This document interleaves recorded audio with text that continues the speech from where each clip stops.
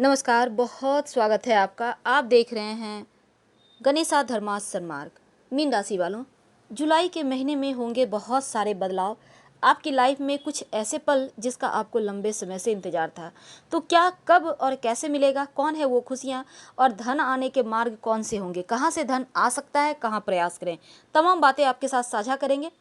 Video के अंत तक बने रहें और ये प्रेडिक्शन चंद्र राशि पर आधारित है।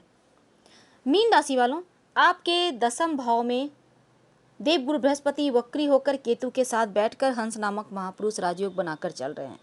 11वें भाव में शनिदेव मकर राशि में एक छत्र राज्य बनाकर चल रहे हैं और भर रहे हैं आपकी तिजोरियां, क्योंकि यहाँ पर गोचर में 11वें भाव में पावरफुल हो जाते हैं।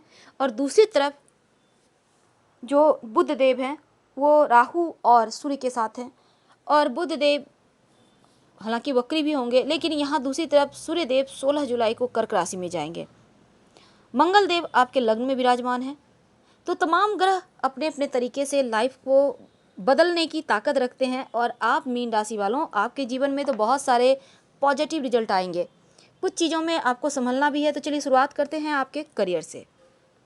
जो मीन वाले जॉब करते हैं, नौकरी करते हैं, उनको थोड़ा सा संभल के रहना होगा। अब आप सोचेंगे इतनी सारी खुशियों के बीच संभलना क्यों? क्योंकि यहाँ आपको किसी से भी वाद विवाद नहीं करना है। लग्न का जो मंगल है वो आपकी वाणी में कड़वाहट लाएगा। तमाम ग्रह शुभ फल देने को तैयार हैं, लेकिन मंगल है कि आपकी वाणी को ही बेकार कर रहा है। और ये आपको तो पता है, अच्छी वाणी बोलकर आप जग जीत सकते हो, और एक बुरा शब्द आपको धरातल पर ले आता है। तो यही चीज़ें कुछ यहाँ पर मंगल आपकी वाणी पर लग्न में बैठा हुआ है, तो आपकी वाणी में थोड़ा सा रूखापन लाएगा। ऐसे में किसी से भी वाद विवाद करना, उलझना जैसी चीज़ें बंद कीजिए। बेवजह की उलझन हो सकती है आपके उच्चाधिकारी के साथ, आप मत उलझिए। दूसरी तरफ इस समय अगर आप उलझते हैं किसी के साथ भी ऑफिस में, तो यकीन मानिए वो कहीं आपके विरोध में कुछ कर ना दे, आपका जैसे ट्रांसफ़र हो जाए, आपकी नौकरी ही चली जाए, ऐसी वजह बन सकती है। तो थोड़े से आपको संभल के रहना होगा। हालांकि अगर आप जॉब करते हैं तो जुलाई के महीने के बीच में आप यात्राएं भी करते दिख रहे हैं, छोटी ही सही यात्रा पर होगी। दूसरी तरफ जो बिजनेसमैन हैं, मीन राशि के हैं, उनके लिए खर्चे ज़्यादा हो रहे हैं, लेकिन सुखों पर खर्च होंगे। रुका हुआ धन भी आएगा इस जुलाई के महीने में, और धन के मामलों में आप हालांकि लकी रहेंगे। और फंसा हुआ धन आने के साथ यहाँ पर आपके 11वें भाव में शनिदेव बैठकर आपकी तिजोरियाँ भरेंगे।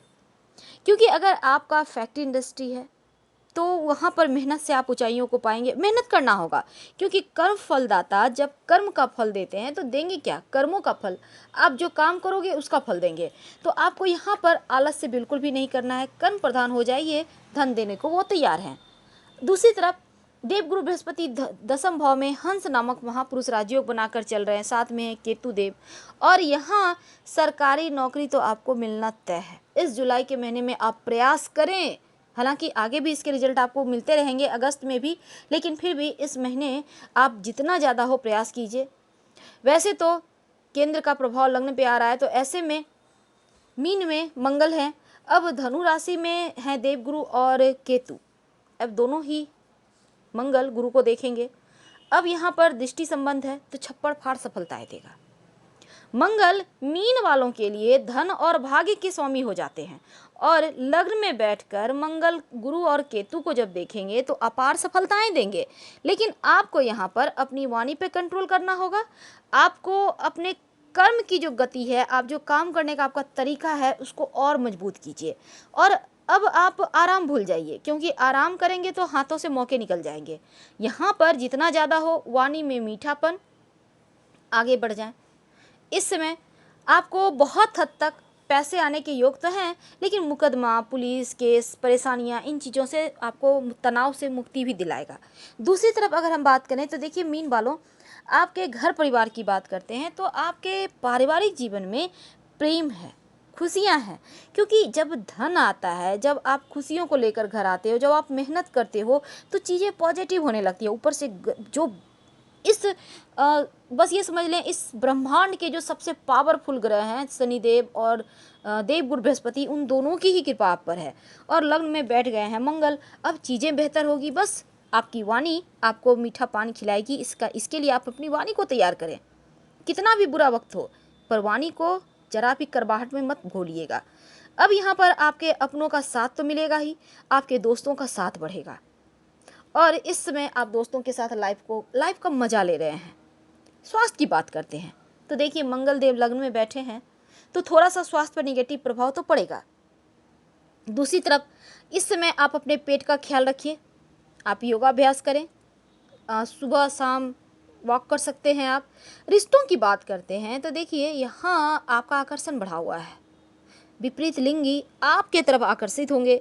अब यहाँ पर दोस्तों के साथ अच्छा वक्त तो बीतेगा ही। लव लाइफ के लिए आप ज़्यादा खर्च करोगे लव के मामलों में, तो ऐसे में उपहार, गिफ्ट्स, महंगे गिफ्ट्स एक दूसरे को दे रहे हैं। और जीवन साथी आप चाहते हैं अपने लव को बनाना, तो अगर आप उन्हें प्रपोज करते हैं तो हो सकता है वो हाँ कर दें, इसके लिए भी आप तैयार हो सकते हैं। पर हम दूसरी तरफ अगर बात करें तो यहाँ पर देखिए, मीन राशि वालों, ओवरऑल प्रोफेशनल लाइफ में आपकी तरक्की हो रही है। परिवार में आपका मान सम्मान बढ़ रहा है।